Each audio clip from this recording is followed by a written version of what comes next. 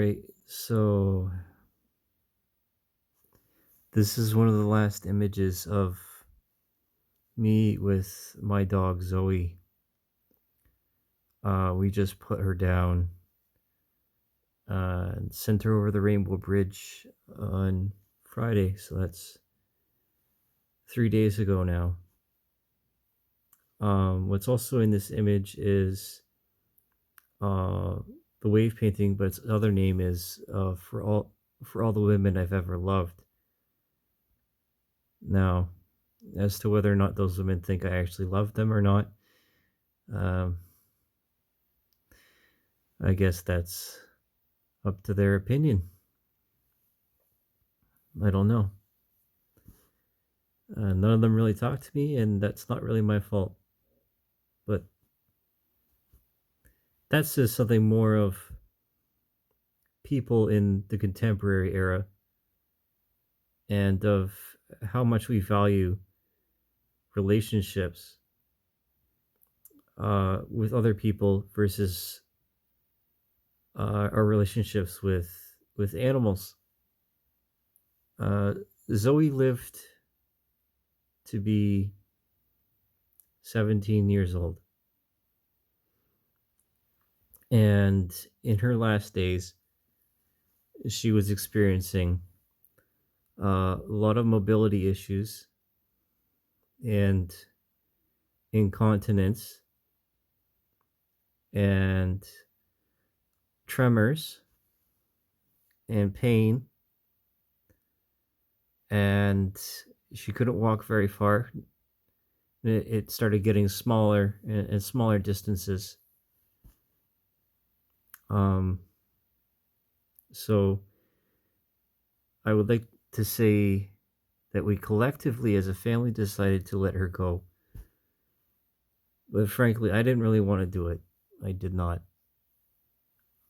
I really did not. I think that the dog with the correct treatment would have lived for another few years. Of course, that's my amateur opinion. But the vet said that she had lived well beyond her years, and that if she was a human, that she would be in a wheelchair. That kind of makes me wonder, why didn't we just put the dog in a wheelchair? you know, um, but she was a very good girl. She was a very good dog. Um, but she had lipomas and glaucoma, and she was pacing around the house. She couldn't get comfortable, and she had a hard time sleeping. And she really missed being with us as individual members of the family, or say sleeping with myself on the same bed. I know she did. And in her last night, I slept with her on the floor for a few hours. And, um, those chocolate balls? We have a glow in the dark one. And as I laid there with her, I passed it back and forth. Um, and she nudged it a couple of times. Um, so that's just a small detail that I haven't told anybody else.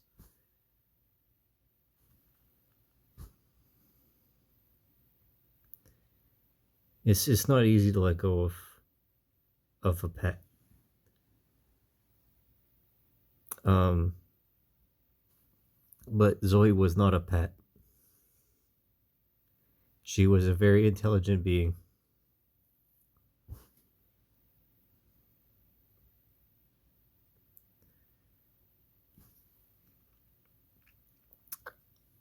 I I'm still shaken by it, and I'm having trouble talking about it. And I started a painting of her that is an image taken from a few years ago. I think it was like 2022 or 2021. And my sister and I took her to Port Burwell here in Ontario. And in Port Burwell, there is a dog beach, or a beach that is open for dogs. It's like the one of the few places that exists that is like that, and it is the perfect beach for dogs, if you ask me. And it was taken in the spring. It was taken in April. It was my birthday, and I remember being with my sister and the dog, and it was fun. It was good. I smoked a joint on the beach. My sister did not partake. But I remember a moment of sadness, you know, because I felt like, this could be the only time that we ever take her there, or that we spend time there. But it wasn't, eventually, well, we took her back another time. Um, but it's really hard to deal with the fact that when you go away to prison, it's not you that pays the price. It's everyone else around you that does.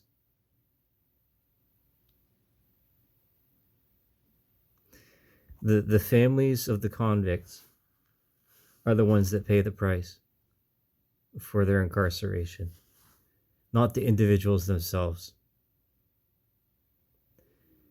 Especially if, say, like you're in a similar situation as I was in my shoes, where I was being held on remand for summary convictions, only to be found innocent, or there to be a deal made in which the conditions disappear they expire after a certain amount of time.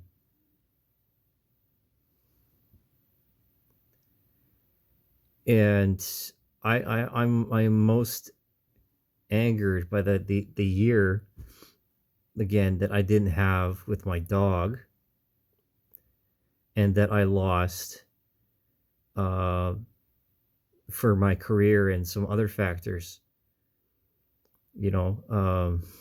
Say uh, the material cost of maintenance for my car or something like that. You know, eventually you end up paying for it, even if you're innocent. That just seems to be how the justice system works here in Canada. Is that even if you're innocent, you pay for it.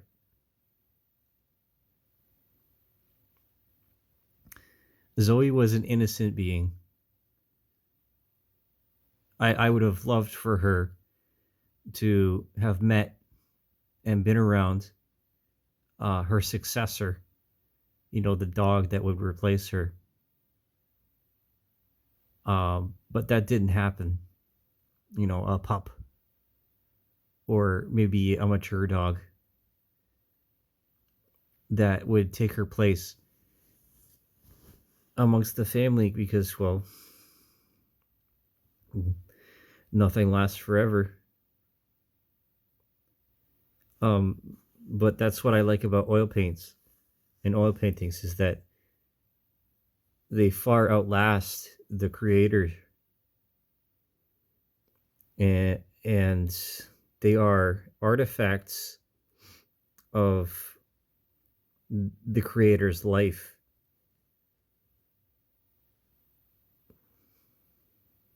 Now, over the 17 or 18 years that I had this dog is the period of which the majority of my paintings have been created, and the majority of them have been created in this room in this condo that my parents bought. Oh, it would have been 2007.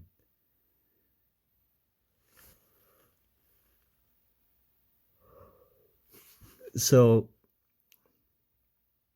this is this little hole in the wall is where I feel most at home. And like shifting sands on the beach, it changes somewhat, but then it doesn't.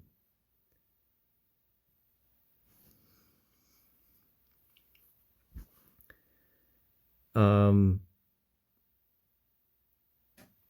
the dog will be cremated, and she will have an urn, and will spread her ashes in in the places that she most loved, and that we most loved being with her, irregardless of that is correct or not.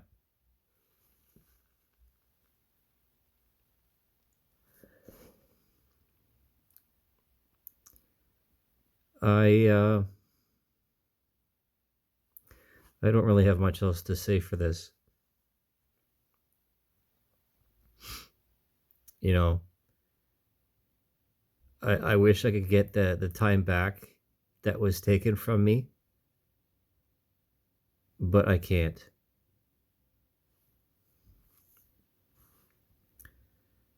And I am most shamed ashamed of the fact that we didn't have a treatment for the dog, and that the ones that were available were either too expensive, or she had an allergic reaction to them, and that there weren't any other alternatives. And now,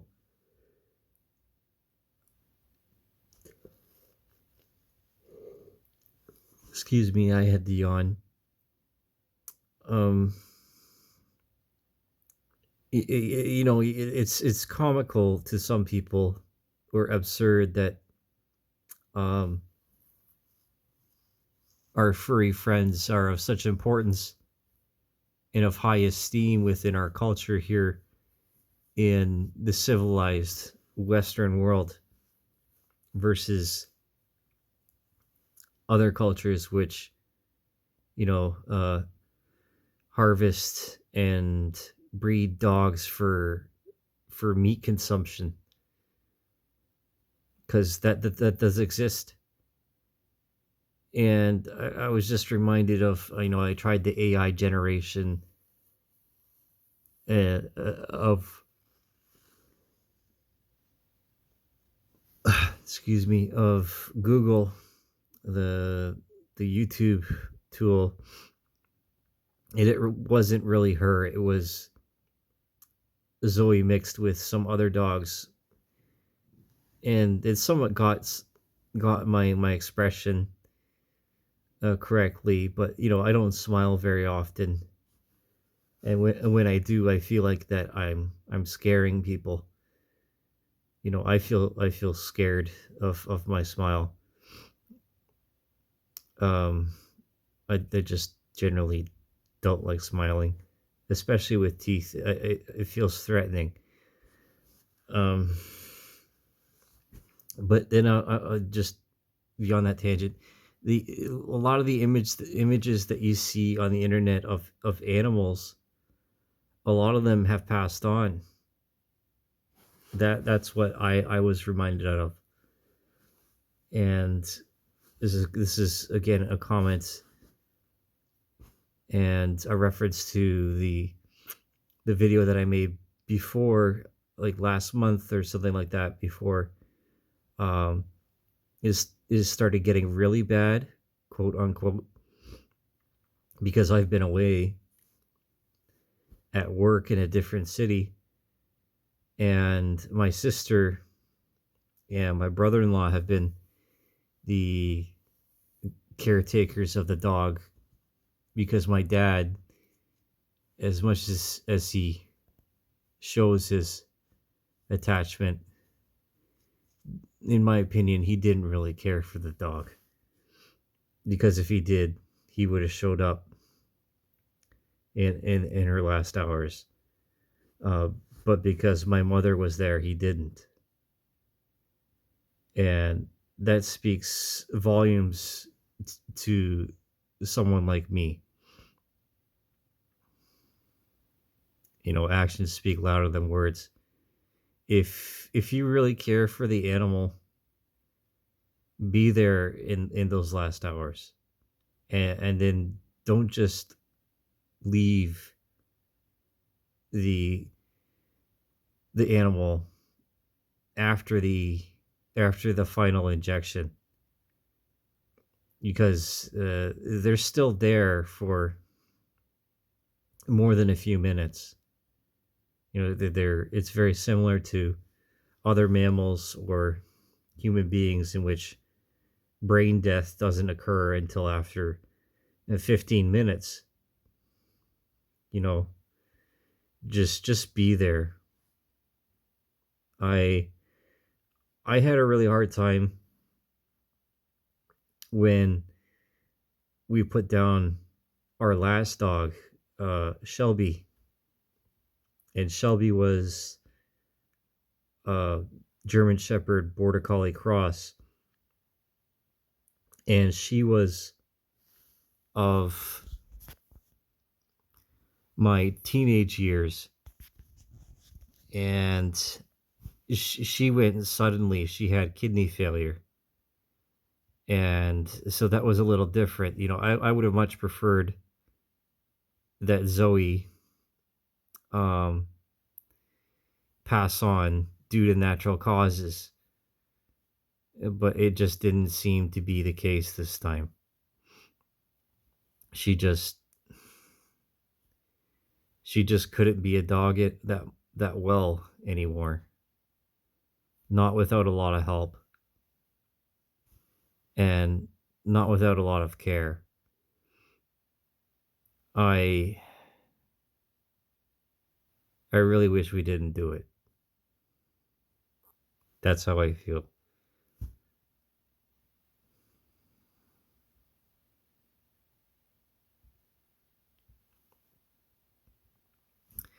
And I've cried more for dogs than I have for people. And I said to the vet, "How could you abandon your best friend when they really needed you?" And she said something, uh, and I said, "No, no, not like that.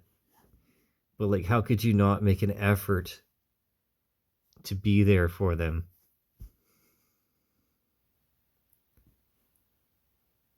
That's the epitome of betrayal, in my opinion. Is that when you abandon someone, or uh, a living being that is attached to you, or you abandon your principles or what you say you value, uh, for some kind of uh, gain or revenge, or you're under the influence of someone else telling you that what you're doing with this person is not who you are, et cetera, et cetera, et cetera. And that's like getting into some seriously dark and manipulative aspects of humanity, in which we reason away our emotions and justify our actions with mental gymnastics to say to ourselves, "Oh, it was because of this and because of that, that it was okay to do this or to do that. But that's the same kind of reasoning um, as criminals use, especially the some of the worst ones, to justify their actions. And that's morally irreprehensible in my opinion. Like there is actually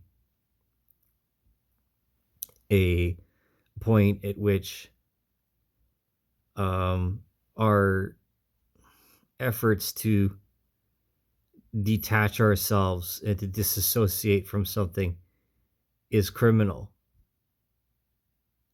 And in reality, people get charged for things like that if there's enough evidence to support the line of behavior, because as if it was premeditated.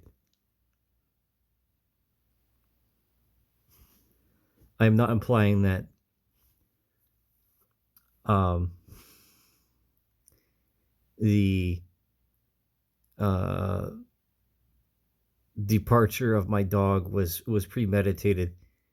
It's just the fact that she was having issues that were not fixable, and there were concerns about further tumors and other side effects of neurodegenerative conditions, that it was no longer humane to keep the dog around. But there will never be a dog for me like Zoey was. There'll be a different dog that will fill the space, and I will appreciate and love that dog just the same. But that dog will not be Zoey, and I don't want it to be her. I want that dog to be itself.